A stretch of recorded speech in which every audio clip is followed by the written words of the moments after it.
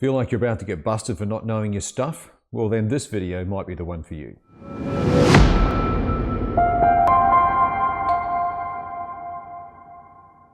Welcome back to the Mind Strong Edge. Today's letter is around the subject of imposter syndrome. And if you've never heard of imposter syndrome, we're going to talk about it today. And this letter leads us very, very nicely into this and also explores some of the reasons why it will occur. And again, we're looking at parenting styles in this particular topic today. Our gentleman writes, "Dear Mind Strong Edge, I'm reaching out because I feel like I'm spinning my wheels rather at work, and I can't seem to figure out why. I've been in telecommunications for years, and I'd say that I know my stuff pretty well. I've handled projects, solved tricky issues, and I like to think I've earned my stripes. But somehow, no matter what I do, it never feels like enough. It's like there's always this itch that I could have done better, that I'm missing some mark no one else can see." Now, so far, there's nothing too alarming in this. We all go through periods of self-doubt and self-evaluation, particularly as we start to get older. You know, we start to wonder if we'd perhaps done things differently, whether things might have turned out differently for us. But there's a couple of clues in there. You feel like I'm spinning my wheels at work.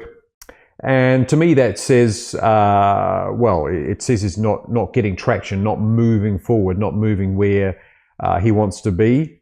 But he's also saying that he thinks he does handle stuff rather well. So there is a bit of introspection happening where our gentleman here is looking at himself, but can't quite work out why he's just not getting traction in what he's doing at work.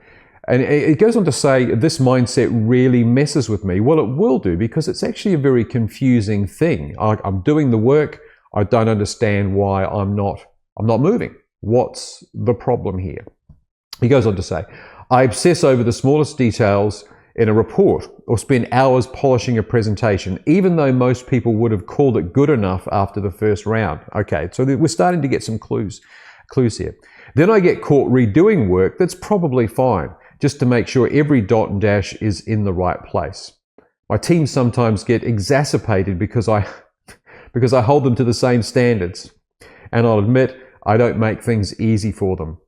Now, that's something there that I'd like to explore with you when you say you don't make things easy for them.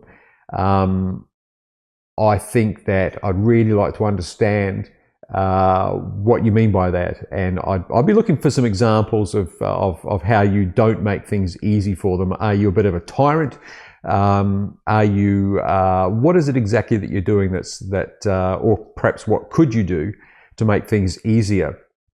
I can see that they're a bit uncomfortable with the way I come to fix things they've already done. Okay, well maybe that goes some way to explain that. It's not personal. I just can't seem to help myself. So you are applying your own version of standards to things perhaps that may be unnecessary. And you've already said here that you do feel that the extents you go to are perhaps unnecessary, that you're doing too much spit and polish on things that perhaps don't need it. So the mere fact that you can see that yourself, that you're going a little too far in what you do for yourself, probably goes a long way to explain why you're not making things easy for the people around you. But here's the thing, is that this seems to be happening outside of your control, or at least your unconscious control. It's happening unconsciously, and you're not really applying any sort of real controls around that. It's just the way it is, and you're being driven by something that it's interesting though when you say that for those around you, and I wonder in this the context of your work whether these are people that are part of your team or whether they report to you, because if they do, then it would be interesting to examine how you feel that reflects on you, to have people around you not coming up to that same sort of obsessive standard that you're applying for yourself. He goes on to say, despite all this effort, I can't seem to muster the confidence to move up. People have suggested I go for a promotion, but every time I second guess myself. I worry that I'll get in over my head, and if I mess up, everyone will finally see through me Okay, now we're starting to get there. So I've stayed in the same position for years while others with less experience move up the ladder, and a part of me wonders if maybe they see something I don't. Okay, I think we started this video with talking about imposter syndrome, and I had to read through this letter. And look, we don't like using the word syndromes or placing too much of labels around things because it tends to quarantine us in a particular place and go, oh, I've got imposter syndrome, and that explains everything. Well, it doesn't. It's just a label, and imposter syndrome is an interesting one because it represents a mindset that you're going to get busted, that you're going to get discovered that actually you're not that good after all. And there's nothing intrinsically wrong with that. We all doubt each other to a certain degree, particularly when we get a promotion and we end up in a new place. We do wonder if we're going to be good enough. But it's what's actually underpinning that and whether we see this as problematic or not. Sometimes it's the thing that inspires us to stand up and to do the job well, to take it in our stride. But sometimes it's the thing that pushes us to doubt ourselves and to what you're describing here, inhibit your progress and prevent you from moving up the ladder. So you say, a part of me wonders if it may be something that they see and that you don't. I think it's the other way around. I would suggest to you that, without obviously, sitting down and talking about this more, I suggest to you that it's actually something you see in yourself that they don't. It could be that, if you were to ask someone I don't know whether you do performance appraisals at work, but as part of that, what sort of feedback you're actually getting. Are you doing well? And it seems to be that you actually hold you're in telecommunications, so it's very, very quantifiable work, I would imagine. It's not too ambiguous as to whether you're doing well or not. You either kind of know your stuff or you don't, right? So we are getting into we are approaching this thing called imposter syndrome here, and people experience it in various different places. You can experience it in your personal life. When you just have an opportunity to step up and do something. It might be coaching the football team, the kids' football team. It might be something, you land a role in the local community theatre and it's your first time getting a big lead. It could be any raft of those things, but this feeling that you're going to get busted, that you're going to be exposed and people will call you out as not being as good enough for that role. And that really encapsulates what imposter syndrome. We'll come back to a bit more of that in a sec. Let's get on with the letter here. I've listened to enough of your episodes to know you often ask about upbringing. We do that all the time. So I figured I'd mention a bit more about mine. Oh, that's good. My dad was a great guy, but he wasn't exactly the strict type. Okay. Now we've talked about strict authoritarian parenting models before, so this sounds like we're heading in the opposite direction. He let me pretty much do my own thing. Looking back, it was probably a pretty hands-off approach. He let me go hunting by myself when I was 14. Okay, good on you. I'd be interested to know what you caught. Just because I wanted to, and he trusted me to be responsible. Okay. He didn't set a lot of rules or push me to meet any particular expectations. I don't know if that has anything to do with how I am now. I would say it absolutely does. Absolutely.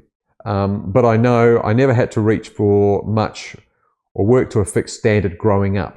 I never really had anyone breathing down my neck or setting limits on me. Okay, so what you've described there, we just mentioned about authoritarian parents. This is a permissive, or at least it sounds in context like a permissive parenting style. If you do look up parenting styles, and I encourage you to do that, even if you're listening to this today and you think it may not be for you, looking at the different parenting styles, the 4 dominant parenting styles, is a really interesting way of identifying how you were brought up. And there are direct consequences of those distinctly different consequences of those parenting styles that may really give you some clues. So I would say here, one of the first things I would say is let's talk about permissive parenting. Now, permissive parenting, it's not a bad style of parenting. It comes primarily from a place of love, and I think it's a common style of parenting today, these days. We see it a lot anyway. And that's because a lot of parents themselves, people, our age, have come from very authoritarian styles of upbringing.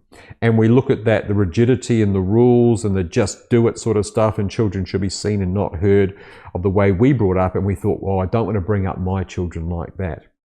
So we kind of go in the opposite direction. So it does come from a place of love. But what it does is it sort of loses sight of setting boundaries. And on the flip side, with authoritarian parenting, it's very much about boundaries. It's very much about boundaries and expectations. You just know where you have to be, irrespective of the reasons or the rationale behind that. But with permissive parenting, it's a very grey area, and quite often you'll find that children that are being parented in that way will quite often be praised over things that you might think, oh, that's a bit too much to dump the praise on the child for that, when they haven't really achieved an expectation. They've just got up in the morning, and received praise for that. I think you understand what I'm saying here. But this is the consequence of that, and I think that this is where this ties into, is that with this style of parenting, when you say he wasn't exactly the strict type, he pretty much let you do your own thing.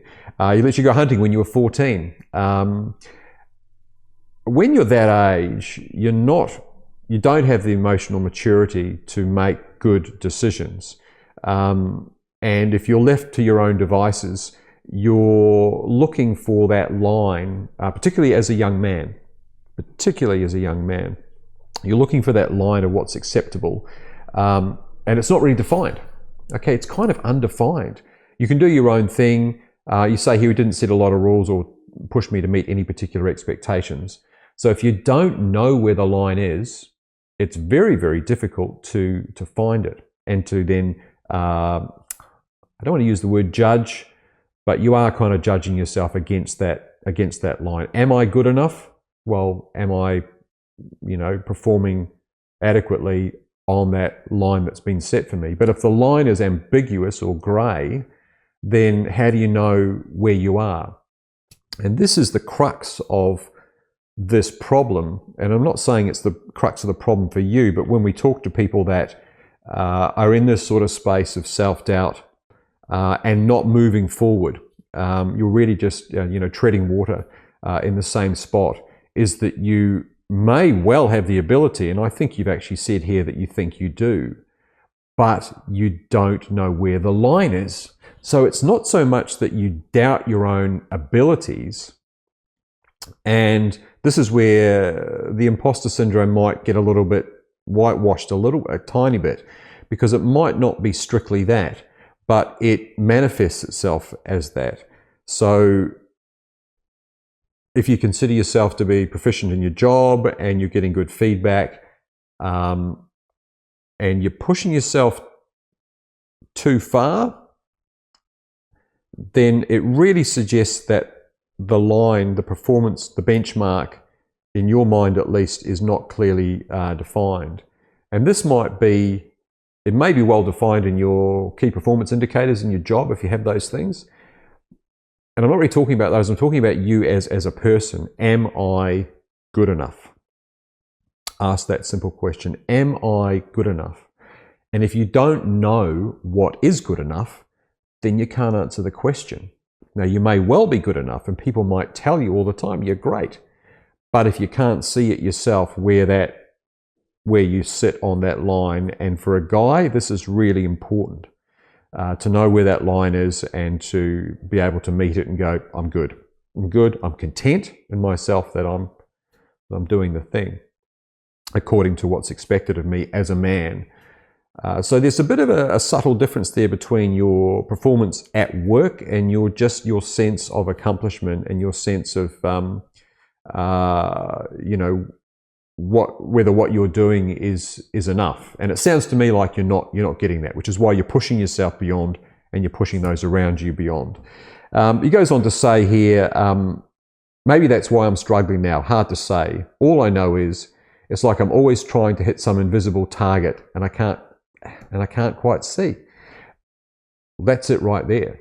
That's exactly what we just talked about. It's an invisible target because it's invisible to you, all right? Because you've never really learnt where that expectation should be, or maybe how to interpret that expectation from others. Part of me wonders if I even belong in a higher role, or whether I'll be over my head the moment I got there. Well, that's the classic self-doubt of imposter syndrome right there. That's like, I'm going to be busted. You're doubting yourself even before you consider the logistics of whether you could do it or not. So it's almost like your mind is taking you to a place of panic. And the reason it's taking you to a place of panic is normally because our brains pattern match all the time. You know, unconsciously, something comes up and someone says, hey, you'd be great in that role. Immediately, your unconscious is going to try and find some reference material to come back and go, oh, you would. You'd be great in that role. And you can go, yeah, actually, you know what? I think I would. But what's happening with the leftovers of the permissive parenting style is that you're going to a place which is normally, for 9 times out of 10 people, where your unconscious mind goes to pattern match is to your youth. You know, those formative years where you learnt most of the things about life and who you are now. And it's going to that place and it's not finding a solid connection with prior experience. It's going, you'll be great in that. And you go back and you go, wow, everything back then was so like just open and I could do whatever I wanted. So your unconscious mind will start to panic, right? It'll throw it up to you and go, I don't know. And quite often that'll lead to anxiety. Could also lead to depression, but certainly anxiety. And that feeling of anxiety is coming from simply just your unconscious not finding a point of reference in there somewhere, a reliable point of reference. And it's kind of giving up and going, hey, I don't know what to do here. And that's where you're probably getting those feelings from, about you'd be in over your head. And that sounds to me like someone who is panicking a little bit. Particularly when you use language like that, even before exploring the opportunity and sitting down and cognitively, consciously thinking it through as to whether you can actually do it. Now, there are some great techniques that you can use to get around this. We'll talk about those in a sec. Part of me wonders, we just talked about that. It's a back and forth in my head. It's left me feeling sick. Okay, well, there's the anxiety right there. I'd really like to know if this is something I can get past or if it's just wired. I'm wired that way. Yes, you are wired that way. Okay, you are wired like that way, but you can change it. That's the thing. You can change the wiring. And, I'm talking to a guy in telecommunications here, so hopefully that metaphor doesn't fall flat. Look, a lot of the artifacts of permissive parenting is that, there's really any consequences for misbehavior. There isn't a lot of definition around what's appropriate. And I think that there's also a lot of protection around children from challenges and failures. And when I say protecting, it's not saying don't do it, but it's just the concept of a challenge or failure. There's a buffer that's put in there with permissive parenting, so you're not actually allowed to really experience the feelings of meeting a challenge. And what is it like? What does it actually feel like to actually, I was challenged, I did it, and I feel good. And conversely, what does it feel like if I'm challenged and I've failed? Where does that put me? And then dealing with it. And if you haven't had the opportunity to do that because the permissive parenting model has protected you from that, then when you face with those things later in life, your brain's going to a place, your unconscious going to a place, and it can't find the reference material, and it's going to panic, give you that anxiety, and give you that sort of sick feeling that you're experiencing. So yes, to answer your question, you are wired that way, but we can address this, and we'll talk about this now. Just to highlight some of the the classic symptoms of imposter syndrome, so that when you look at this, you can think about these things. Perfectionism is one thing, and when I say perfectionism, it's like unbounded perfectionism. It's setting, unattainably high standards, and you've said to yourself that you do that, and you're setting those for the people around you.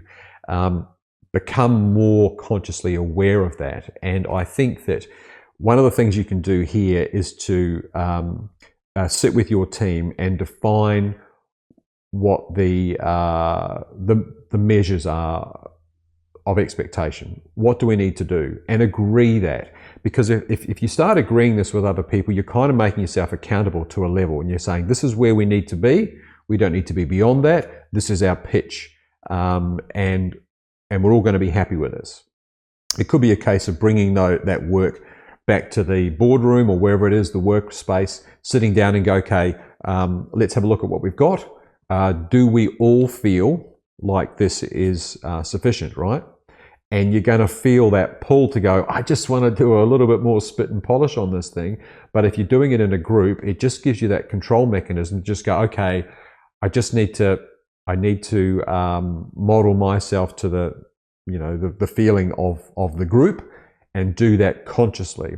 If you start to feel that unconscious pull, tugging on you to go, no, you need to be better than this, then you need to recognize that as what we've just talked about, which is your unconscious mind going to that place and going, I can't find a reference for what's just good enough. So I need to be unattainably much higher. And if it's unattainable, then, there's your answer right there. Don't go after something that's unattainable. Overworking as well, compensating for, inadequacies, putting in excessive effort. It's all symptoms of the same thing, where you just can't find that definition for yourself of where you should be. And it'd be interesting to discuss the feelings of your friends around you. Do they always say that you're the one that goes too far? You always do that extra thing. Yeah, he's always, going the unnecessary distance. And it could be something they notice in you. And I would say, maybe they do. Maybe they do. It's unnecessary. Undermining your own achievements is also another thing where you are, you are successful, but you attribute that success to things like luck. You don't attribute it to your own actual work, because with the permissive parenting model, you don't equate that sort of the challenge with the reward. It's kind of separated from that, what we just talked about before. So it's very, very easy to undermine yourself and to sort of take away, the supporting evidence that suggests that you are actually good. And we're not doing it to sabotage ourselves, but in doing that, we are undermining our sense of confidence, self-esteem even, and leading ourselves into that pit of feeling sick. There's also obviously a fear of failure, and that fear of failure will cause us to avoid opportunities. We just don't go there. And that is that knee-jerk reaction to opportunity presents itself, and we go, and the fear comes up. The fear because our unconscious can't pattern match to some sort of feeling of where you should be. It goes, I don't know. And you will then avoid the opportunity altogether without even entertaining it. In order to get around that is something that you really need to sit down and write out, write things down. Writing things down engages your cognitive thinking process, and it will override that fear and allow your cognitive mind to restructure your unconscious thinking, right? It'll allow it to override and take command and look at something and go, actually, you know what? I can do this. It's black and white in front of me. And then you've got your unconscious that's going, no, you can't. And it's a bit of a standoff, but ultimately, as you build strength in your ability to rationalize things, it will hush that, or at least quieten that panic that's coming from your unconscious, and ultimately you'll rewire, right? This is why I say you might be hardwired, but you can change that. You will ultimately rewire that where your unconscious is going, because you're going to give it a new target, a new, more reliable target, so it can go, actually, you know what, I can do this, but it's going to take time. And obviously, low self-esteem is also another thing. That sort of feeling of, lack of confidence in your own abilities, the self-doubt. All those things are what contributes to the feeling that you're an imposter in your own life. And all those things classically come from, the kind of parenting style that you're describing. I found it interesting. You say there that you were off hunting at 14 years of age. Is that with what was your weapon of choice? And I'd be interested to know like what led up to that sense of trust. It's a great sense of trust to come down from dad to go, you can go off and hunt. But it's just letting you go. It's not really kind of setting those parameters where where that line is. Now, the line's going to be different for everybody. There's no question about that. And this discussion is not really on that, like where the line is. It's more about knowing. It's seeing, identifying the line where you need to be. And as a guy, that's really important stuff. You kind of need to know it. And because without that, it's a gray area, and you will just always be searching for it. You'll always be looking for the line, and you won't find it because, well, it may be there staring you in the face, but you can't see it. And I think that you actually said here that, you actually said, yeah, I'm always trying to hit some invisible target that I can't quite see. That's it right there. Like, the target may well be there. It may be defined in your, job description or the client requirements, or whatever it is that you're working to.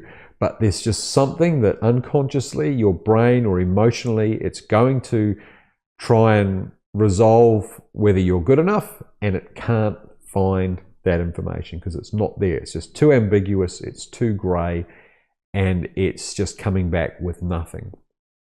And that's how we work. When our unconscious can't resolve the situation, it starts to throw us into a panic. It defers to our higher cognitive thinking, and if we're not on the ball and we can quiet that uncertainty and that fear that's bubbling up, then it will start to hit the panic buttons, and we will start to experience anxiety.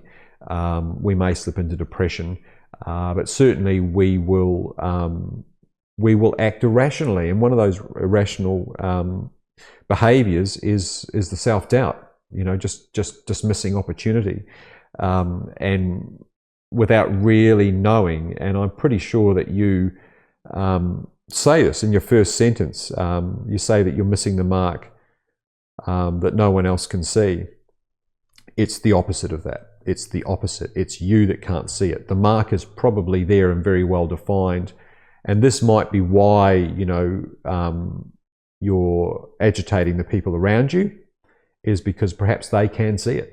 Perhaps they understand it. And for some reason, they don't understand why you are expecting more or something different, when there's no real sort of rhyme or reason around that. So that is there is a strong correlation between the permissive parenting, particularly as guys that haven't had that sort of stronger defining role model as a father, and it can go for the same for mothers as well, of course, and girls. But we're talking about guys here, and there is a strong correlation between that style of parenting and not necessarily imposter syndrome, but certainly that place of performance anxiety. But certainly have a look at imposter syndrome, and just look at the attributes that it describes. It really is, out of all these terms for different syndromes and things, it's actually a good one. I kind of like it because the word imposter, that's exactly what it is. It's almost like you're an imposter in your own life, and you feel like you're about to get busted if you put yourself out there, and people are going to see you and go, you can't do that thing. And it's all because of that grey area that you just can't quite put your finger on where the line is. And again, I've said it 4 or 5 times already, but as a guy, if you can't identify where you need to be, it's very difficult to then achieve that sense of self-satisfaction and to enjoy the fruits of your labor. Thank you so much for your letter. That's an interesting one. Not a lot of detail in there, but that would be a great starting point. Certainly, you haven't said anything about your home life in there other than, you know, when you were being brought up. So that's a place that we would go in therapy. We would really talk about what's happening in the team dynamic, particularly, you know, are you senior or on the same level? How is that playing out? And it would be great to actually also investigate your home life now and maybe what you friends say about you, whether there's any clues that they're giving you, that just getting a little bit of a clue as to how you're seen from the outside. And we would look at that, but we would certainly put those cognitive tools in place, particularly when it comes to work and what you're doing, is to document things, meet with the team, and make sure you document that as well. So it's there in black and white. So if you're starting to feel antsy about it, you've got that reference and you've got that team that all concur about where it is. And you're going to feel uncomfortable. You're going to feel as uncomfortable being ring fenced like that as you are having no fence at all. But you need to, as we always say, this is what we call this, the mind strong edge. You're approaching an edge, and you need to be stronger in your mind, in the cognitive centers of your brain. You need to start taking control. And the first step of taking control is identifying, lifting the hood of the car and having a look in the engine bay and having a good look around. You know, tracing some cables to make sure that, you know, not just hanging off the bottom, and actually having a really good look. I will use that metaphor quite a few times. I like it, and I think it's what we're doing here is we're lifting the lid on this one. So good luck on that. But I think that this is something that you can tackle yourself. You just need to. You're a technical person. Use those skills. Use those skills to examine yourself technically, and see how that might change things for you. If you'd like to write in, there is an email address on the description for this YouTube channel. It's help@mindstrongedge.com. We'd love to hear from you. It might take a couple of weeks for us to get around to your letter. If you like this video, please hit the like button, and you can also subscribe, and you'll be notified of when our next videos come out. We do a couple a week, and we love bringing you in interesting stuff. Because a lot of this material is quite common. We see it time and time and time again, which is the reason for doing this channel, is that taking these common things that men have to deal with and just putting it out there and giving you some guidance as to how you can look at something a little bit differently.